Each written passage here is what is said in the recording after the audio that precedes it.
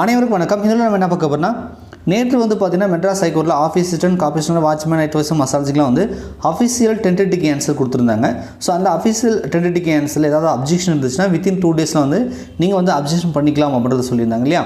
So நாம் இப்போ வந்து எந்தெந்த கேள்விகள் அப்ஜெக்ஷன் பண்ணலாம் அப்படின்றத நம்ம பார்க்கலாம்.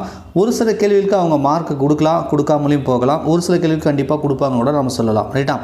சில சின்ன வந்து நம்ம கன்ஃபியூஷன் இருக்குது, அது வந்து அப்ஜெக்ஷன் பண்ணுற மாதிரி தான் சில கேள்விகள் இருக்குது. அதை வந்து நம்ம அப்ஜெக்ஷன் பண்ணலாம் வித் ப்ரூஃபோட. உங்களுக்கு எதெல்லாம் அப்ஜெக்ஷன் பண்ணணும்னு தோணுதோ அது எல்லாமே தாராளமாக நீங்கள் அப்ஜெக்ஷன் பண்ணலாம். நாங்கள் சொல்கிறது தான் பண்ணணுன்ற அவசியம் இல்லை. ஏன்னா ஒவ்வொருத்தருக்கும் ஒன்று சரின்னு தோணும், ஒருத்தருக்கு அது தப்புன்னு தப்புன்னு தோணும், ரைட்டா. இப்போ நிறைய பேர் வந்து டெலகிராம் குரூப்பில் பார்த்தீங்கன்னா இந்த வேற்றுமை உருவுகள் வந்து 8 6ன்னு சொல்லி நிறைய பேர் சண்டையே போட்டுட்ருக்கீங்க. சில பேர் வந்து சாரே தப்பாக சொல்கிறாருன்ற மாதிரிலாம் வந்து சொல்லியிருக்கீங்க, ரைட்டா. ஸோ எப்படி இருந்தாலும் உங்களுக்கு உங்கள் மைண்டுக்கு வந்து அது சரின்னு பட்டுச்சு அப்படின்னா நீங்கள் தாராளமாக வித் ப்ரூஃபோட அப்ஜெக்ஷன் பண்ணுங்கள். அதை ஏற்றுக்கிறதும் ஏற்றுக்காததும் ஃபைனல் டிசிஷன், ஃபைனல் முடிவு என்பது மெட்ராஸ் ஹைகோர்ட் ரெக்கமெண்ட் போர்டில் அவங்க பண்ணிப்பாங்க. நாம் வந்து சண்டை போட வேண்டிய அவசியம் இல்லை, ஓகேங்களா. சரி, ஆஃபீஸ் அசிஸ்டண்ட்டும் வாட்ச்மேனுக்கும் பார்த்தீங்கன்னா அப்ஜெக்ஷன் பண்ணுறதுக்கு 2 மெயில் ஐடி கொடுத்துருக்காங்க. இது வந்து பார்த்தீங்கன்னா இப்போ நம்ம பார்க்குறது ஃபஸ்ட்டு பார்க்குறது ஆஃபீஸ் அசிஸ்டன்ட், காப்பி அசிஸ்டன்ட் இருக்குது, இது ரைட்டா. இதே நீங்கள் வாட்ச்மேனுக்கு வந்து அப்ஜெக்ஷன் பண்ணுறீங்கன்னா அதுக்கு வேறு மெயில் ஐடி கொடுத்துருக்காங்க. அதை நான் வீடியோவில் சொல்கிறேன். அதுக்கு வந்து நீங்கள் அப்ஜெக்ஷன் பண்ணுங்கள். 2த்துக்கும் ஒரே மெயில் ஐடி மூலிமா பண்ணாதீங்க, ரைட்டா. அதாவது உங்களுடைய மெயில் ஐடி ஒன்று தான், பட் நீங்கள் அனுப்பக்கூடிய அந்த 2 மெயில் ஐடி வந்து இது வந்து ஆஃபீஸ் அசிஸ்டன்ட், காப்பி அசிஸ்டண்ட்டுக்கு இது பண்ணுங்கள். இன்னொன்று வாட்ச்மேனுக்கு கொடுத்துருந்தா வாட்ச்மேனுக்கு பண்ணுங்கள், ரைட்டா. ஸோ மாற்றி பண்ண வேண்டாம். சரி, பண்ணும்பொழுது நீங்கள் மறக்காமல் வந்து என்ன நோட்டிஃபிகேஷன் நம்பர் என்ன, இப்போ வந்து எந்த கொஸ்டின் சீரீஸில் பண்ணுறீங்க, என்ன போஸ்ட்டுக்கு வந்து நீங்கள் பண்ணுறீங்க அப்படின்றத சொல்லுங்கள். அதுக்கப்புறம் உங்களோட ரிஜிஸ்டர் நம்பர், பெயர், முகவரி, இந்த மாதிரி கொஸ்டின் நம்பர் போட்டுட்டு அதுக்கப்புறம் அந்த ஆதாரத்தை வந்து அட்டாச் பண்ணி அனுப்பிடுங்க. அவ்வளோதான், வேறு ஒன்றும் பெரிய கஷ்டம் ஒன்றும் கிடையாது. ஸோ இது முடிஞ்ச அளவுக்கு இன்றைக்கி ஈவினிங்குள்ளே கூட நீங்கள் பண்ணலாம். சரி, ஃபஸ்ட்டு வந்து தமிழுக்கு வந்து நம்ம பார்க்கலாம். ஸோ தமிழ் இந்த வேற்றுமை உறுப்பை பார்த்துடலாம் ஃபஸ்ட்டு, ஓகேவா. 18வது கேள்வியாக இந்த இதில் கொடுத்துருக்காங்க. வேற்றுமை எத்தனை வகைப்படும், அதாவது இந்த உருபு அப்படின்னு ஒரு வார்த்தை இல்லைன்னா வேற்றுமை எத்தனை வகைப்படும் அப்படின்னு கேட்டாங்கன்னா அது 8 வகைப்படும். வேற்றுமை உருபுன்னு கொடுத்ததுனால தான் எல்லாருக்குமே கன்ஃபியூஷன், ரைட்டா. மேபி இந்த கேள்வி கேட்ட விதமே நீங்கள் தப்பு, வேற்றுமை தான் 8 வகைப்படும், நீங்கள் உருபுன்னு கொடுத்ததுனால அது 6 தான் கொடுத்துருக்காங்க அப்படின்னு சொல்லி நீங்கள் வேணால் அப்ஜெக்ஷன் பண்ணலாம். இன்னும் சில நண்பர்கள் வந்து அது உருபுன்னு சொன்னாலுமே அது வந்து இல்லை அப்படின்னு இல்லையா. ஃபஸ்ட்டு வேற்றுமைக்கும் 8வது வேற்றுமைக்கும் வந்து உறுப்புகள் இல்லைன்னு வருது. ஆனால் கிளாஸிஃபிகேஷனை பிரித்தது வந்து வேற்றுமையை தான் பிரிச்சிருக்காங்க, உறுப்பை பிரிக்கல. அப்போ எப்படி இருந்தாலும் அது 8 தான் வரும் அப்படின்ற மாதிரியும் வந்து ஃபைட் பண்ணிட்டு இருக்கீங்க. டெலகிராம் குரூப்லாம் பார்த்தேன், ரைட்டாக மெசேஜ். பட் உங்கள் மைண்ட் செட்டுக்கு அது, அவங்க மைண்ட் செட்டுக்கு அது. ஸோ உங்களுக்கு எதுவும் சரின்னு தோணுதோ அதை நீங்கள் புக்கை வச்சு அப்ஜெக்ஷன் பண்ணிக்கோங்க, ரைட்டா. ஸோ வேற்றுமை 8 வகைப்படும், இதில் எந்த ஒரு மாற்றம் கிடையாது. உருபுன்னு வரும்போது தான் அந்த சிக்கல் வருது, அந்த வார்த்தை தான் இங்கே பிரச்சனையாக இருக்குது. ஸோ உருபுன்னு கொடுத்தனால நிறைய பேர் 6ன்றீங்க. புக்கில் வந்து பார்த்தீங்கன்னா உருபை வந்து கிளாஸிஃபிகேஷன் பண்ணலை, அவங்க வேற்றுமையை தான் வந்து கிளாஸிஃபிகேஷன் பண்ணியிருக்காங்க. 8ஆம் வகுப்பு தமிழ் புத்தகத்தில் அது இருக்குது, வேற்றுமைன்ற பாடத்தில், ஓகேங்களா. அதை பார்க்கலாமா. ஸோ 8th தமிழில் வேற்றுமை 8 வகைப்படும் தான் போட்டிருக்கான், வேற்றுமை உருபுன்னு பிரிக்கல, ரைட்டா. ஸோ இதை தான் வந்து 8 8 அப்படின்ற மாதிரி நம்ம பார்க்குறோம். பட் ஆனால் 6ன்றது உருபுகளுக்கு தான் வந்து இருக்குது. 8ஆம் வேற்றுமைக்கு உருபுகள் இல்லை, முதல் வேற்றுமைக்கும் இல்லை, 2ஆம் வேற்றுமை முதல் 7ஆம் வேற்றுமை முடிய உள்ள 6 வேற்றுமைகளும் உருபுகள் இருக்குதுன்னு போட்டிருக்காங்க. ஆனால் உருபுகளை வந்து கிளாஸிஃபிகேஷன் பண்ணலை, வேற்றுமை தான் 8ஆக பிரிச்சிருக்காங்க. ஸோ வகைப்பாடுன்னு கேட்கும்பொழுது அது 8ன்ற மாதிரி நமக்கு தெரியுது. ஸோ அதனால் நம்ம 8ன்னு நம்ம சொன்னோம், அவங்களும் 8 தான் கொடுத்துருக்காங்க. ஆனால் மேக்ஸிமம் வந்து உருபுகளை தான் 6 தான் இருக்குது, 8க்கு வந்து 8 கிடையாது இல்லையா. ஸோ அதனால் நீங்கள் அப்ஜெக்ஷன் பண்ணுறதா பண்ணிக்கோங்க, ஓகேங்களா. ஸோ அவங்க டேபிள் போட்டு காட்டும் போது கூட பார்த்தீங்கன்னா முதல் 2 3 4 5 6 7 8ன்னு தான் போட்டிருக்காங்க. ஸோ அந்த மாதிரி தான் போட்டு அந்த உறுப்புகள் எல்லாத்துக்கும் இல்லைன்னு போட்டாங்க, மற்றதுக்கெல்லாம் கொடுத்துருக்காங்க. நம்ம ரொம்ப டெப்த்தாக வந்து பார்க்கக்கூடிய எக்ஸாமே இது கிடையாது, ரொம்ப மேலோட்டமாக பார்க்கக்கூடிய எக்ஸாம் தான். ஸோ அதனால் எதை வந்து கிளாஸிஃபிகேஷன் பண்ணியிருக்காங்க, வேற்றுமை தான் பண்ணியிருக்காங்க. அப்போ வேற்றுமை 8ஆக பிரிச்சிருக்காங்க, அவங்க 8ன்னு சொல்லிட்டாங்க. ரொம்ப டெப்த்தாக போயிட்டு உறுப்புகள் அப்படின்னு பார்க்குற அளவுக்கு அது இல்லை. ஸோ இவங்க அதுக்கு மார்க் கொடுப்பாங்கன்ற உறுதிப்பாடு இந்த கேள்விக்கு சொல்ல முடியாது. மேபி அவங்க 6ன்னு கொடுக்கலாம், அல்லது 8ன்றதை கூட அப்படியே கூட ஃபைனல் பண்ணிக்கலாம். ஸோ அதை நம்ம அப்ஜெக்ஷன் பண்ணுவோம், அதை அவங்க வெரிஃபை பண்ணிவிட்டு அவங்க முடிவு பண்ணிப்பாங்க, ரைட்டா. ஸோ இப்பயும் கமெண்டில் வந்து 8 தான் சரின்னு சில பேர் சொல்லி, சில பேர் 6ன்னு சொல்லி நீங்கள் கமெண்ட்ஸில் வந்து ஃபைட் பண்ண வேண்டாம். எதுவாக இருந்தாலும் அவங்க முடிவு பண்ணட்டும், உங்களுக்கு எது சரின்னு தோணுதோ நீங்கள் அப்ஜெக்ட் பண்ணிக்கோங்க. ஸோ அடுத்த கொஸ்டின் வந்து ஜிகேயில் அதிகபட்ச ஆற்றல் நுகரப்படுவது எப்போதுன்னு போட்டிருக்காங்க, ரைட்டா. ஸோ இதுக்கு வந்து அவங்க வந்து பார்த்திங்கன்னா ஓடும்போது, ரன்னிங் போது அப்படின்னு சொல்லியிருக்காங்க. ஸோ புக்கில் வந்து பார்த்திங்கன்னா நம்ம வந்து கலோரிஸ் வந்து நம்ம இழக்கிறோம், உடற்பயிற்சி செய்கிறோன்னு மாதிரி போட்டு நீந்துதல், ஓடுதல், அது மாதிரி விளையாடுதல் அந்த மாதிரிலாம் போட்டிருப்பாங்க. ஸோ வந்து நீந்தும் போதும் கலோரி வந்து எரிக்கப்படுகிறது, எனர்ஜி வந்து லாஸ் ஆகுது. ஓடும்போதும் தான் லாஸ் ஆகுது, படிகள் ஏறும்போதும் லாஸ் ஆகுது, விளையாடும் போதும் லாஸ் ஆகுது. பட் இந்த நாலுமே வந்து நமக்கு சரி மாதிரி தான் தோணும். ஆனால் இதில் எதில் வந்து அந்த கலோரிஸ் வந்து அதிகமாக வந்து எரிக்கப்படுகிறது, எனர்ஜி வந்து அதிகமாக லாஸ் ஆகுது அப்படின்னு கம்பேர் பண்ணி அதில் எது வருதோ அதை தான் நம்ம சூஸ் பண்ணணும். அந்த மாதிரி கிளாஸிஃபிகேஷன் பண்ணி வந்து புக்கில் வந்து தெளிவாக எந்த இடத்துலையும் கொடுக்கல. இதுக்கு நம்ம கூகுளில் தான் போக வேண்டியதாக இருக்குது. ஸோ கூகுளில் என்ன சொல்லியிருக்காங்க அப்படின்னா, இந்த ரன்னிங்கில் தான் அதிகப்படியான கலோரிஸ் வந்து எரிக்கப்படுது அப்படின்னு மாதிரி கொடுத்துருக்காங்க. ஸோ ஸ்விம்மிங்கை வந்து கொஞ்சம் கம்மியாக கொடுத்துருக்க மாதிரி தெரியுது. நான் வேணால் உங்களுக்கு ப்ரூஃப் வந்து காட்டுறேன்.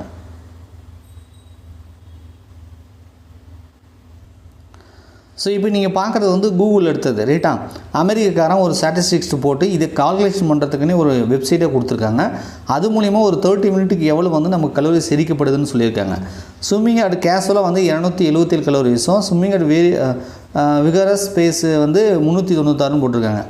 இதே நீங்கள் கம்பேர் பண்ணிங்கன்னா, இதே ரன்னிங் வந்து பார்த்தீங்கன்னா 2 minutes per மைலுக்கு வந்து இதுக்கு கம்பேர் பண்ணுங்கள், இதுக்கு கூட கம்பேர் பண்ணுங்கள். இங்கே 277னா இங்கே 317, இங்கே 396னா இங்கே 456. அப்போ ஸ்விம்மிங்கை விட ரன்னிங்கில் அதிகப்படியான கலோரிஸ் எரிக்கப்படுற மாதிரி இவங்க கம்பேர் பண்ணி வந்து கொடுத்துருக்காங்க. பார்த்தீங்கன்னா உங்களுக்கு தெரியும் ரைட்டா. Based on this estimate running burns more calories then swimming அப்படின்னு ஒரு வார்த்தையும் கம்பேர் பண்ணி முடிவு பண்ணியிருக்காங்க. ரன்னிங் பேர்ன்ஸ் மோர் கலோரிஸ் தென் ஸ்விம்மிங், நீந்துவதை விட ஓடுவதில் அதிக கலோரி எரிக்கப்படுகிறது. இன்னொரு இடத்துலையும் பார்த்தீங்கன்னா running per 1 hour burns 900 calories, full belt swimming good born 680 calories per hour அப்படின்னு போட்டிருக்காங்க. 1 மணி நேரத்துக்கு ரன்னிங்கில் 900 கலோரிஸ் எரிக்கிறது, நீங்கள் 1 மணி நேரம் நீந்தினீங்கன்னா 680 கலோரிஸ் வந்து எரிக்குது அப்படின்னு போட்டிருக்கான். அப்போ கம்பேர் பண்ணும் பொழுது நீந்துவதை விட ஓடுறதில் அதிக கலோரிஸ் வந்து எரிக்கப்படுகிறது. ஸோ அதனால் வந்து எனர்ஜி லாஸ் வந்து ரன்னிங்கில் தான் அதிகமாக இருக்கும் அப்படின்றத நம்ம கூகுள் மூலிமா நம்ம தெரிஞ்சுக்கிறோம். பள்ளி பாடப்புத்தகத்தில் இது எங்கேயும் தெளிவாக இல்லை. ஸோ அதனால் இதுக்கு வந்து அப்ஜெக்ட் பண்ணால் மார்க் கொடுப்பாங்களா அப்படின்றது தெரியாது. நிறைய பேர் ஸ்விம்மிங்கும் சரி அப்படின்னு சொல்லிட்டு இருக்கீங்க. உங்களுக்கு ஸ்விம்மிங் அப்படின்றதுக்கான ஆதாரங்கள் இருக்கும் பட்சத்தில் தாராளமாக நீங்கள் வந்து அப்ஜெக்ஷன் பண்ணலாம். நீங்கள் ஒரு சத்துணவியல்னு சொல்லி 11th புக்குன்னு நினைக்கிறேன், அதை வந்து ப்ரூஃபாக கொடுக்குறீங்க. அதில் என்ன சொல்லியிருக்காங்கன்னா கம்பேர் பண்ணலை, ஆனால் நீங்கள் வந்து நீந்தும் போது, ஓடும்போது, நடக்கும்போது, இது மாதிரி வந்து விளையாடும் போதெல்லாம் எனர்ஜி வந்து லாஸ் ஆகுதுன்னு போட்டிருப்பாங்க. ஃபஸ்ட்டு வந்து நீந்துதில் தான் கொடுத்துருப்பாங்க, ஆனால் அதை கம்பேர் பண்ணி கொடுக்கல. அவங்க அதாவது எதெல்லாம் வந்து எனர்ஜி லாஸ் ஆகுதோ அதை வரிசையாக சொல்லியிருப்பாங்க. அதில் ஃபஸ்ட்டு நீந்தலும் போட்டாங்க, அவங்க வந்து கம்பேர் பண்ணலை. ஸோ அதை வந்து ஆதாரமாக நம்ம எடுத்துக்க முடியுமா அப்படின்றது நமக்கு தெரியல. பட் நீங்கள் அதை ஆதாரத்தை வச்சு அப்ஜெக்ஷன் பண்ணுங்கள். மார்க் கொடுத்தா கொடுக்குறாங்க, கொடுக்காட்டி போகிறாங்க, அது அவங்களோட இது. நீங்கள் வந்து பண்ணுறதுனா பண்ணிக்கோங்க, ஓகேங்களா. ஸோ இந்த கொஸ்டின் முடிச்சாச்சு. ஸோ அடுத்தது 95வது கொஸ்டின். இதுவும் வந்து பார்த்திங்கன்னா புக்கில் வந்து நிறைய இடத்துல ஆதாரங்கள் இருக்குது. 6th புக்கில், 7th புக்கில், 8th புக்கில் எல்லா இடத்துலையுமே இருக்குது. லோயர் கிளாஸ் கூட 4th 5th கூட இது வந்து கொடுத்துருக்காங்க ரைட்டா. ஸோ வந்து நம்ம புவி பரப்பில் எத்தனை % நீர் இருக்குதுன்னு கேட்டிங்கன்னா 71%ன்றதை தெளிவாக கொடுத்துருப்பாங்க. நீங்களே ப்ரூஃப் காட்டிடுங்க, நான் வேணால் ஒன்று ஷோ பண்ணுறேன், ஓகேங்களா. 29% வந்து நிலப்பரப்பு இருக்குது, நீர்ப்பரப்பு வந்து 71% இருக்குது அப்படின்றத தெளிவாக கொடுத்துருக்காங்க. இவங்க வந்து 70 கொடுத்துருக்காங்க, ஆனால் 71ன்ற ஆப்ஷனே இல்லை. இது ஆக்சுவலாக வந்து பார்த்திங்கன்னா நம்ம நீரோட அந்த பரப்பு வந்து எக்ஸாக்டாக நம்ம சொல்லணும்னா கூகுளில் சர்ச் பண்ணும்போது 70.8 அப்படின்னு தான் இருக்குது ரைட்டா. இப்போ 70.8 அப்படின்றதுனால இவங்க ரவுண்ட் அப் பண்ணி 71ன்னு புக்கில் கொடுத்துருக்காங்க, ஸ்கூல் புக்கில் அதுதான் கொடுத்துருக்காங்க. இவங்க என்ன பண்ணியிருக்காங்க அப்படின்னா மேக்ஸிமம் வந்து இது லோயர் கிளாஸ் தான் வந்து கவர் பண்ணியிருக்காங்க. இது வந்து 8ஆம் வகுப்பு தான் கல்வி தகுதின்றதுனால இவங்க என்ன பண்ணியிருப்பாங்கன்னா, இப்போ நம்ம ரவுண்ட் அப் பண்ணும்போல மேக்ஸில் இப்போ 99ன்னு வச்சுக்கோங்களேன், நியரஸ்ட்டாக வந்து நம்ம 100க்குதுன்னா 100ன்னு எடுத்துப்போம். நீங்கள் 101 அப்படின்னா இதுக்கு நியரஸ்ட்டாக ரவுண்ட் அப் பண்ணால் 100 தான் எடுத்துக்கணும், புரியுதுங்களா. அந்த மாதிரி வந்து 71னாலும் அதை நியரஸ்ட்டாக ரவுண்ட் அப் பண்ணும் பொழுது 70, ஆவரேஜாக சொன்னால் ஒரு 70 அப்படின்ற மாதிரி அவங்க எடுத்துக்கிட்டாங்க. ஸோ இதை வந்து அப்ஜெக்ஷன் பண்ணலாம். இதுக்கும் வந்து மார்க் கொடுப்பாங்கன்ற உறுதிப்பாடு கொடுக்க முடியாது, ஆனால் மார்க்கு கொடுக்கலாம். எல்லாருமே 71 தான் வந்து வந்திருக்கும். 71 தான் நினச்சிருப்பீங்க. ஆப்ஷன் இல்லாதனால இது 70 போகிறதா 72 போகிறதா, 71 சரின்னா 72 சூஸ் பண்ணலாமா 70 சூஸ் பண்ணலாமான்னு ஒரு கன்ஃபியூஷன் இருக்கும் ரைட்டா. அப்போ இதில் அதுக்கான ஆப்ஷனே இல்லாதனால இதுக்கு வந்து 100% வந்து மார்க் கொடுக்கலாம். என்னை பொறுத்த வரைக்கும் என்னென்னா இந்த ஒரு கேள்விக்கு வந்து 71 அப்படின்ற ஆன்சர் வந்து 4 ஆப்ஷனுமே இல்லாதனால ஆல் அப்படின்னு சொல்லி கொடுத்துடலாம், எல்லாருக்குமே மார்க் கொடுத்துருங்க. ஸோ நீங்கள் கேட்கும் பொழுது 71% தான் வந்து நீர் இருக்குது புவி பரப்பில். ஆனால் நீங்கள் அந்த ஆப்ஷனே கொடுக்காதனால ஸோ வந்து ஏபிசிடி 4 ஆப்ஷனில் எது சூஸ் பண்ணாலும் எங்களுக்கு மதிப்பெண் நீங்கள் கொடுக்கணும் அப்படின்ற மாதிரி நீங்கள் கொடுத்தீங்கன்னா கண்டிப்பாக எல்லாருக்குமே மார்க் கிடைக்கும். ஸோ அதனால் வந்து யாருக்கும் வந்து பாதிப்பு இல்லாமல் போகும். ரைட்டா? ஸோ இந்த கொஸ்டினுக்கு பொறுத்த வரைக்கும் கண்டிப்பாக வந்து அவங்க மார்க் கொடுக்கறதுக்கான வாய்ப்புகள் நிறையவே இருக்குது. 100% இருக்குன்னு சொல்லலாம். கண்டிப்பாக கொடுப்பாங்க. எல்லாருமே இதுக்கு அப்சர்வ் பண்ணுங்கள். மீதி வந்து இந்த வேற்றுமை உருவுக்கும் அதே மாதிரி அந்த நீந்துறது மேக்ஸிமம் எனர்ஜி லாஸ் வந்து ஸ்விம்மிங்காக ரன்னிங்கன்றதெல்லாம் அதுக்கு கொடுப்பாங்களான்ற உறுதிப்பாடு கொடுக்க முடியாது. பட் இந்த கொஸ்டினுக்கு வந்து அவங்க கொடுக்கலாம். ஸோ இந்த ஆஃபீஸ் அசிஸ்டன்ட் காம்படிஷனை பொறுத்தவரைக்கும் இந்த 3 கேள்வி தான் டவுட் கேள்வி. நீங்கள் அப்ஜெக்ஷன் பண்ணுறதா இந்த 3 கொஸ்டின் தான் அப்ஜெக்ஷன் பண்ண முடியும். எதுக்கெல்லாம் மார்க் கொடுக்குறான்றதை நம்ம ஃபைனல் கீழே பார்த்துக்கலாம். ஓகேங்களா? சரி, அடுத்தது நம்ம வந்து வாட்ச்மேன், நைட் வாட்ச்மேன், மசாலஜிக்கு பார்க்கலாம். இதுக்கான ப்ரூஃப் நான் காட்டிடுறேன். ஸோ 71% அப்படின்னு சொன்னோம் இல்லையா, அதுக்கான ப்ரூஃப் பாருங்கள். புவியில் 71% நீரால் சூழப்பட்டிருந்தாலும் மனித பயன்பாட்டுக்கு மிகச்சிறிய அளவிலே நீர் கிடைக்கிறதுங்கிறது 71 இங்கே மென்ஷன் பண்ணியிருக்காங்க. ஸோ இந்த புக்கு மட்டுமல்ல, இன்னொரு புக்லேயும் இருக்குது. ஸோ இன்னொரு புக்கில் பார்த்தீங்கன்னா ஏறத்தாழ 71% புவியின் மேற்பரப்பு நீரால் சூழப்பட்டுள்ளது அப்படின்னு கொடுத்துருக்காங்க. ஸோ 71 தான் புக்கில், எல்லா புக்கிலையுமே 71 தான் இருக்குது. ரைட்டா? 70 72 கிடையவே கிடையாது. ஸோ அப்படி இருக்கும் பொழுது நீங்கள் பள்ளி பாடப்புத்தகத்தில் இதுக்கு சரியான சோர்ஸ் இருக்கிறதுனால கண்டிப்பாக இதை அப்ஜெக்ட் பண்ணினா உங்களுக்கு வந்து ஆள் கொடுத்து எல்லாத்துக்குமே மார்க் கொடுக்கறதுக்கான வாய்ப்பில் இருக்குது. மீதி 2க்குமே பார்த்தீங்கன்னா சரியான ப்ரூஃப் இல்லை. இப்போ நீங்கள் நீந்துறது, ஓடுறது, எனர்ஜி லாஸ் வந்து பள்ளி பாடப்புத்தகத்தில் சரியான ப்ரூஃப் இல்லை. பள்ளி பாடப்புத்தகத்தில் ப்ரூஃப் இல்லைன்னா அவங்க கூகுளில் வர்றதெல்லாம் வந்து ப்ரூஃபாக வந்து அக்செப்ட் பண்ணிக்க மாட்டாங்க. ரைட்டா? கூகுள் வர்ற ப்ரூஃப்லாம் வந்து சரியாக வந்து அக்செப்ட் பண்ண மாட்டாங்க. ஆனால் பள்ளி பாடப்புத்தகத்தில் இருந்துச்சுன்னா கண்டிப்பாக வந்து அதை ஏற்றுப்பாங்க. ஸோ அதனால் வந்து இதை வந்து நீங்கள் தாராளமாக வந்து அப்ஜெக்ட் பண்ணுங்கள். கண்டிப்பாக எல்லாருக்குமே மார்க் வந்து கிடைக்கும். ரைட்டா? சரி, ஓகே, வாட்ச்மேன் பார்க்கலாம். ஸோ இப்போ நம்ம பார்க்குறது வாட்ச்மேன், நைட் வாட்ச்மேன், மசாலஜி, கார்னர் இதெல்லாம் இருக்கு இல்லையா.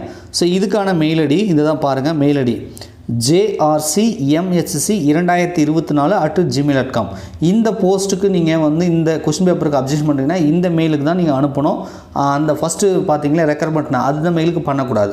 ஸோ 2 போஸ்ட்டுக்கும் அவங்க தனித்தனி மெயில் ஐடி கொடுத்துருக்காங்க, பார்த்துக்கோங்க. ஓகேங்களா? சரி, இந்த கொஸ்டின் பேப்பரில் எத்தனை மிஸ்டேக் இருக்குது அப்படின்னு பார்க்கலாம். ஃபஸ்ட்டு வந்து எல்லோரும் சொல்லக்கூடியது அந்த 96வது கொஸ்டின் 96. ஸோ அந்த கொஸ்டினை வந்து பார்க்கலாம். ஃபஸ்ட்டு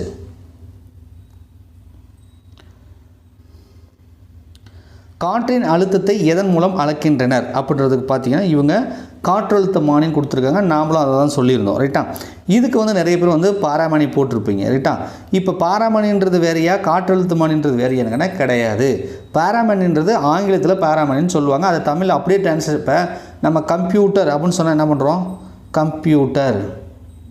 கம்ப்யூட்டர் அப்படின்னு போடுறோம்ல, இந்த மாதிரி கம்ப்யூட்டர். இப்போ பஸ்ஸுன்னா பஸ்ஸுன்னு போடுறோம், பஸ் அப்படின்னு போடுறோம். பஸ்ஸு, இது பஸ்ஸு. அப்போ பஸ்ஸுன்னா இதுதான். ஆனால் பஸ்ஸுக்கு தமிழ் என்னது? பேருந்து அப்படின்னு இருக்குல்ல, தமிழில் பேருந்து தான் சொல்லலாம், பஸ்ஸுன்னு நம்ம எழுதக்கூடாது. அது மாதிரி பாராமணின்றது பாராமணி, அதை அப்படியே தமிழில் டிரான்ஸ்லேஷன் பண்ணிட்டீங்க. ஆனால் அதை தமிழில் சொல்லும்போது காற்றழுத்தமானி தான் தமிழில் டிரான்ஸ்லேஷனாக சொல்லணும். இப்போ பேருந்துன்னு சொல்கிறது சுத்தமான தமிழ். அப்போ காற்றழுத்தமானின்றது சுத்தமான தமிழ். ஆனால் பாராமணின்றது ஆங்கிலம். ஆனால் அது தப்பான்னு கேட்டால் கிடையாது, இதுவும் சரிதான். இது லோயர் கிளாஸ் புக்கில் தெளிவாக வந்து பாராமணினே கொடுத்துருக்காங்க. அப்போ 2மே சரிதான். அதாவது ஏ மற்றும் டி இரண்டுமே சரின்னு கொடுக்கணும். அது வந்து இங்கிலீஷில் சொல்லியிருக்கீங்க, இது தமிழில் சொல்லியிருக்கீங்க. அப்போ 2 ஒன்று தான் இல்லையா? ஸோ அதனால் இது வந்து நீங்கள் அப்ஜெக்ட் பண்ணலாம். கண்டிப்பாக ஏ அண்ட் டி அப்படின்னு சொல்லி அவங்க ஃபைனல் கீழே கொடுப்பதற்கான வாய்ப்புகள் இருக்குது. இதுக்கான ஆதாரத்தை பார்த்துடலாம். ஸோ பள்ளி பாடப்புத்தகத்தில் இதுக்கு வந்து அப்ஜெக்ஷன் பண்ணலாம். ரைட்? அங்கே பாருங்கள், காற்றின் அழுத்தத்தை அளக்க பயன்படும் கருவி பாராமணி, அதாவது பாரோமீட்டர் அப்படின்னு சொல்லியிருக்காங்க. இதுதான் அவங்க பாராமணி அப்படின்னு சொல்லி மாற்றிட்டாங்க. ரைட்டா? ஸோ பாராமணி போட்டிருந்தீங்கன்னா கண்டிப்பாக இதை வச்சு நீங்கள் வந்து அப்ஜெக்ஷன் பண்ணலாம். காற்றின் வேகத்தை அளவிட உதவும் கருவி வந்து காற்று மணி அப்படின்னு போட்டிருக்காங்க. ஸோ இது பாராமணி கரெக்டு தான், ஸ்கூல் புக்கில் இருக்குது. ஆனால் காற்றழுத்த மணி தப்புன்னா கிடையாது. இப்போ பாராமணின்றது தான் காற்றழுத்த மணின்றதை உங்களுக்கு நான் ப்ரூஃப் அதையும் காட்டிடுறேன். ஸோ கூகுளில் போட்டிங்கன்னா இங்கே பாருங்கள், காற்றழுத்தமானி பாரோமீட்டர் அப்படின்னு போட்டுருக்கு பாருங்கள். பாரோமீட்டர் அதுதான் காற்றழுத்தமானி அப்படின்னு போட்டிருக்கான். பாரோமீட்டர் காற்றழுத்தமானி, இங்கிலீஷில் பாரோமீட்டர். இவன் தான் பாரோமீட்டரை தான் அவங்க பாராமணிங்கிறாங்க. ஸோ பாராமணி தமிழில் நீங்கள் எடுத்தீங்க அப்படின்னா காற்றழுத்தமானி அப்படின்னு வரும். ரைட்டா? நீங்கள் கூகுளில் போட்டிங்கன்னா ஸோ உங்களுக்கு இந்த ஆதாரம் கிடைக்கும். பாருங்க, பாராமணி பாரோமீட்டர் அப்படின்னு சொல்லி வரும். ரைட்டா? ஸோ இது வந்து பார்த்தீங்கன்னா ரெண்டுமே கரெக்டாக பண்ண மாதிரி வருது. ஸோ ரெண்டுத்துக்குமே நீங்கள் பராமரி போட்டிருந்தா தாராளமாக அப்ஜெக்ஷன் பண்ணிங்கன்னா உங்களுக்கும் மார்க் கொடுப்பாங்க, காற்றழுத்த மானிக்கும் மார்க் கொடுப்பாங்க, யாருக்கும் வந்து பாதிப்பு இல்லாமல் போயிடும்.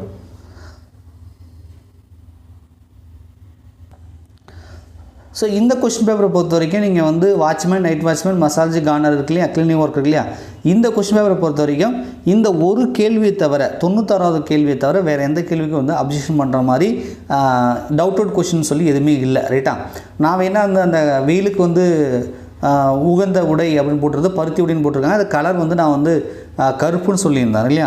ஆனால் மேக்ஸிமம் வந்து நம்ம ஃப்ரெண்ட்ஸுங்க நம்ம டெஸ்ட் பேஸ் ஸ்டூடெண்ட் எல்லாமே 99% வந்து வெள்ளையை தான் சூஸ் பண்ணியிருக்கீங்க. ரைட்டா, ஸோ வெள்ளை என்பது வெயிலுக்கு உகந்த ஆடை. இது வந்து பார்த்தீங்கன்னா சூரிய ஒளியை அப்சர்வ் பண்ணாது, கொஞ்சம் குளிர்ச்சியாக வச்சுக்கும். வேர்வை வந்தால் நம்ம வந்து பருத்தி ஆடையை போடும்போது பருத்தி ஆடையை மேக்ஸிமம் நம்ம கதர் சட்டெல்லாம் வெள்ளையாக தான் இருக்கும், அது வந்து வியர்வையை உறிஞ்சிக்கும். ஸோ அதனால் வந்து நம்ம உடம்பை வந்து குளிர்ச்சியாக வச்சுக்கும். ஸோ அதனால் வந்து வெள்ளை என்பதே அது வந்து சரி. ரைட்டா, வெள்ளை நிறம் அப்படின்னு கொடுத்துருப்பாங்க இல்லையா. அது எத்தனாவது கொஸ்டின்? 82வது கொஸ்டின் நினைக்கிறேன். வெயிலில் செல்லும் போது எந்த நிற ஆடைகளை அணிய வேண்டும் அப்படின்னு கேட்குறாங்க. ஸோ வெள்ளை என்பதே சரி. கண்டிப்பாக வந்து ஃபைனல் கீழே மாற்ற மாட்டாங்க. வெள்ளை என்பதே இதுக்கு வந்து சரி. காரணம் என்னென்னா அதை சொன்னேன், வேர்வை வரும் வெயிலுக்கு, அப்போ வந்து நமக்கு வேர்வை அந்த காட்டன் துணி இழுத்துக்கும், வெள்ளை நிறம் வந்து இழுத்துக்கும், கொஞ்சம் குளிர்ச்சியாக வச்சுக்கும். ரைட்டா, ஸோ கருப்புன்றது வராது. கருப்புன்றது வந்து ரொம்ப சயின்டிஃபிக்காக ரொம்ப டெப்த்தாக யோசிச்சா தான் வரும். ஏன்னா கருப்பு நிறம் என்பது ஒளியை வந்து அப்சர்வ் பண்ணும், இழுத்துக்கும். அப்போ பாடி டெம்பரேச்சர் இன்க்ரீஸ் ஆகும், வேர்வை வரும். ரைட்டா, வேர்வை வரும்போது இப்போ வேர்வை வரும், அதனால் பாதிப்புன்னு நம்ம சொல்கிறோம். ஆனால் இது என்னென்னா டார்க்காக வந்து சூரிய ஒளியை வந்து அப்சர்வ் பண்ணுது அப்படின்னா, ஸோ அதுலேருந்து வர புற ஊதா கதிர்களை வந்து நம்ம ஸ்கின்ல படாமல் தடுக்குதுன்னு அர்த்தம். ஸோ யூவின்னு சொல்லுவாங்க புற ஊதா கதிர்கள், அதுலேருந்து தான் நம்மளை பாதுகாக்குது அப்படின்றது வருது. புற ஊதா கதிர்கள் அளவுக்கு வந்து இவங்க யோசிப்பாங்களான்னா யோசிக்க மாட்டாங்க. ரைட்டா, ஸோ பேசிக்காக தான் நம்மளை கேட்பாங்க. ஸோ பேசிக்காக யோசிச்சோம்னா வெள்ளை என்பது சரி. நீங்கள் வேணால் ப்ரூஃப் காட்டுற பாருங்கள். ஸோ வெள்ளை என்பதற்கு ஆதாரமாக நம்ம கூகுளில் கூட சொல்லலாம், அடநிறங்கள் விட வெளிநிற ஆடைகள் தான் கோடைக்கு ஏற்றவை.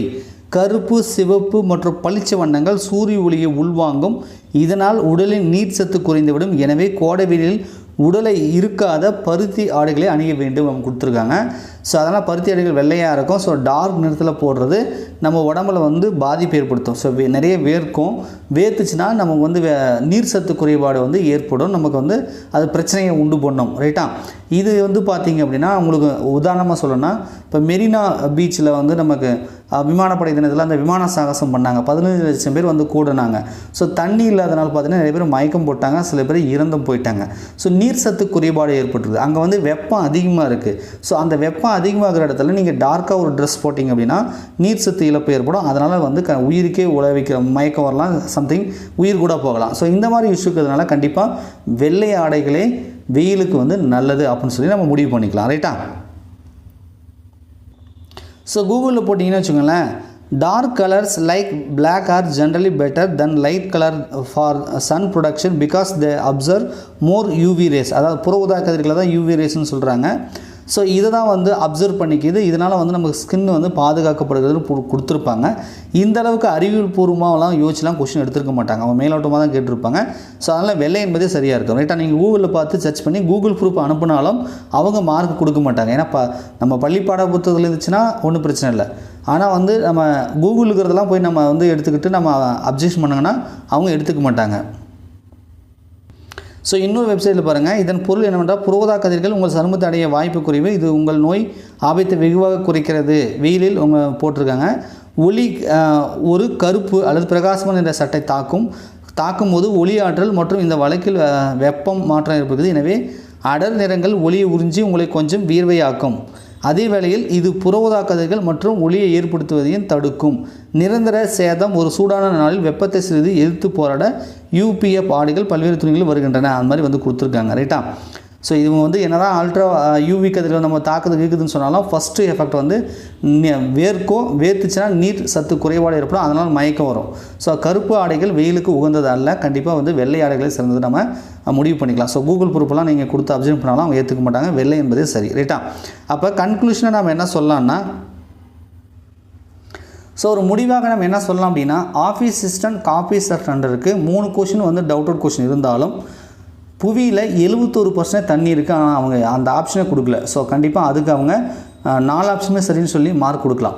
ஒரு கொஷின் தான் வந்து மார்க் கொடுப்பதற்கான கேரண்டியாக நம்ம சொல்லலாம்.